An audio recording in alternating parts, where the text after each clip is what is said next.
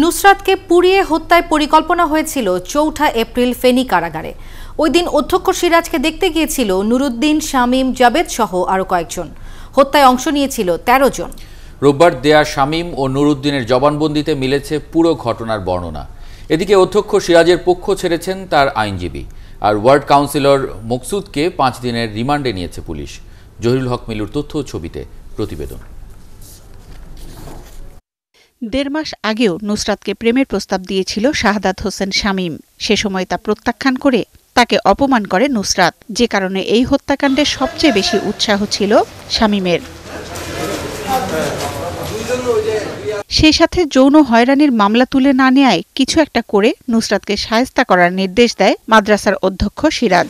সব পরিকল্পনা হয় ৪ এপ্রিল শামীম, জাবেদ, কাদের সহ কয়েকজন কারাগারে সিরাজের সাথে দেখা করতে গেলে এজাহারভুক্ত আসামি শামীম ও নুরুদ্দিনের জবানবন্দিতে উঠে আসে এসব তথ্য। সরাসরি সংশ্লিষ্ট ছিল এখানে কয়েকজন এবং পরিকল্পনায় অংশগ্রহণ করেছেন, তারা জেলখানা থেকে হুকুম পেয়েছেন। এই বিষয়গুলি বিস্তারিত বিবরণ আসছে।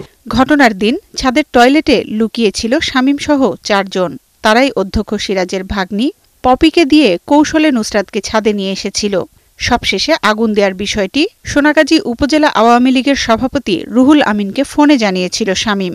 আর পুরোটা সময় মাদ্রাসার গেটে পাহারায় ছিল নুরুদ্দিন ও কাদের সহ মোট ৫ জন। ৪ জনের সকলকে আমরা গ্রেপ্তার করতে পারিনি, বাট আমার মনে হয় যে আমরা ২ জনকে আমরা গ্রুপমূলক গ্রেপ্তার করেছি, আরেকজনকে আমরা আর ২ জনকে গ্রেপ্তারের জন্য আমাদের অভিযান অব্যাহত আছে।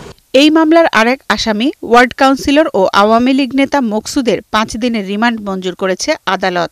এদিকে শামীম ও নুরুদ্দিনের জবানবন্দির পর তাদের প্রতি তীব্র নিন্দা জানিয়েছেন স্থানীয় ইউপি চেয়ারম্যান। তার স্টেটমেন্টে এখন সোনাগাজী তথা সারা বাংলাদেশ না, চরচান্দিয়ার সকল মানুষ তাকে ঘৃণার চোখে দেখছে। এছাড়া প্রধান অভিযুক্ত অধ্যক্ষ সিরাজের আইনজীবী তার পক্ষে আর লড়বেন না বলে সাংবাদিকদের জানিয়েছেন। শাহরিমা আবৃতি, ৭১।